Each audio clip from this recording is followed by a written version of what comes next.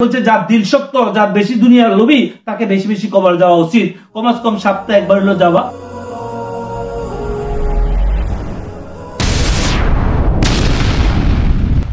উচিত। কবর যাওয়ার মাধ্যমে কি হয়? কবর যাওয়ার মাধ্যমে কবরস্থ কবরগুলো দেখার মাধ্যমে আমাদের আমাদের কথা স্মরণ হয়, আমাদের দিলগুলা নরম হয়, আমাদের কি কয় আমাদের আখিরাতের কথা স্মরণ হয়, আমাদের ভিতরে ভয় আসে, আল্লাহর ভয় আসে।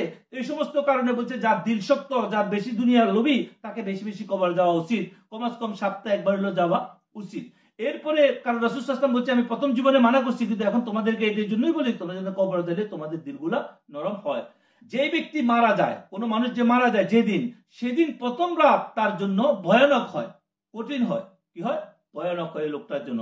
এই জন্য বলো, সেই জন্য তার নামে যত বেশি পারো সৎকা করো। সে যদি দুনিয়াতে থাকতে তো করে গেছে, তোমরাও বেশি বেশি তার জন্য কি করো? সৎকা করো। এখন তোমরা যদি সৎকা দেওয়ার সমর্থ না থাকে, হালাল ইনকামের সমস্যা থাকে, তাহলে কি করো? তোমরা তার জন্য কি করো? 2 রাকাত নামাজ পড়ো। এভাবে 2 রাকাত নামাজ পড়ো। প্রথম রাকাতে সূরা ফাতিহার পর একবার আয়াতুল কুরসি আর 10 বার সূরা ইখলাস, 10 বার সূরা তাকাসুর পড়ো। তাকাসুর আল হাকুমুত তাকাসুর হাত্তা যুরতুমুল মাকাবির।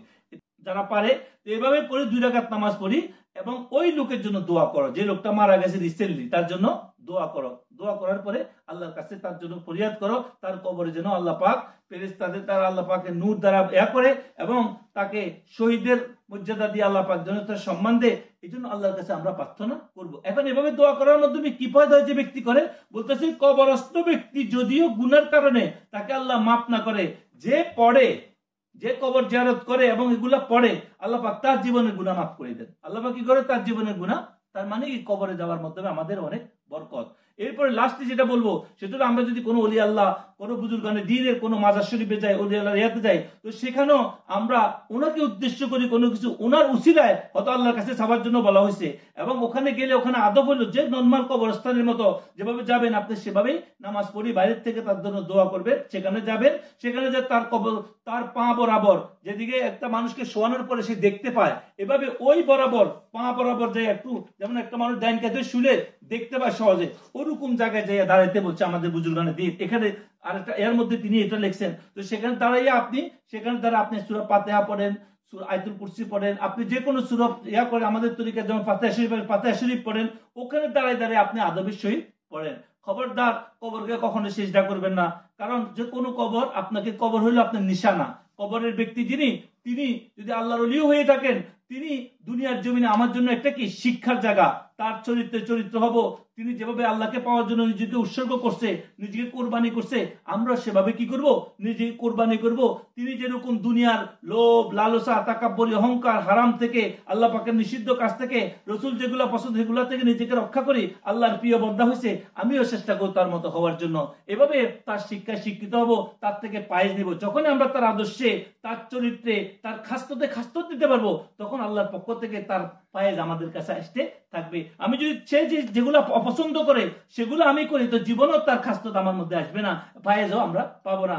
আমরা যদি ওলি আল্লাহদের মাজারে যাই, অনেক কিছু পাই মনে করি, কিন্তু কেন আমরা বরকত পাই না? এই জন্য পাই না, আমরা তার খাস্ততে ধরতে পারি না। এই জন্য আদব রক্ষা করতে হবে। যে কোনো কবরে যাই, যে কোনো মাজারে যাই, ওলি আল্লাহদের কাছে যাই, আমরা যদি মনে করি যে এখানে ছেলের জন্য আস্তাগফিরুল্লাহ, আমরা দুনিয়া পাবাল্লে যে, এগুলা করতে যাবেন না। আপনারা জিয়ারতের উদ্দেশ্যে যাওয়া হলো, এই ওলি আল্লাহ যেভাবে ওলি হয়েছে, যেভাবে আল্লাহর পেয়ারা হয়েছে, যেভাবে তাদের জীবনকে কোরবানি করছে, যেভাবে তারা ত্যাগ করছে, যেভাবে তারা নিজের জীবনে চাওয়া পাওয়া, লোভ লালচ ত্যাগ করে আল্লাহর প্রিয় হয়েছে, আমিও সেভাবে চেষ্টা করব।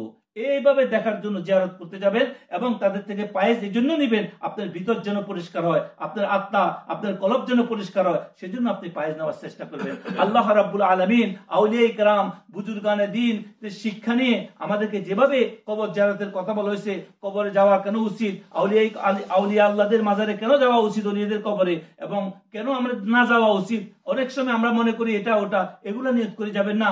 আল্লাহ চাইলে তার ওলির সদকায়, ওলির উসিলায়, আপনার প্রিয় নিয়তের কারণে আল্লাহ আপনার মনোবাসনা পূরণ করবে। কিন্তু আপনার উদ্দেশ্য হলো আপনি যাওয়া উচিত এই জন্যই যে কবর ওলি আল্লাহদের জিয়ারতের মাধ্যমে আপনার ভিতরে আল্লাহর প্রিয় হওয়ার জন্য আপনার ভিতরে একটা ইয়া জাগবে, মনোবাসনা জাগবে, সেজন্য যাওয়া উচিত। এই জন্য আল্লাহ রাব্বুল আলামিন আমাদেরকে আল্লাহ পাকের প্রিয় মাহবুব বান্দাদের পথে যেভাবে রাসূলুল্লাহ সাল্লাল্লাহু আলাইহি ওয়াসাল্লাম দেখাই দিয়েছেন, যেভাবে আল্লাহ পাক চান সেভাবে চলার জন্য, ইহদিনাস সিরাতাল মুস্তাকিমের পথে চলার জন্য আল্লাহ পাক আমাদেরকে তৌফিক দান করুক।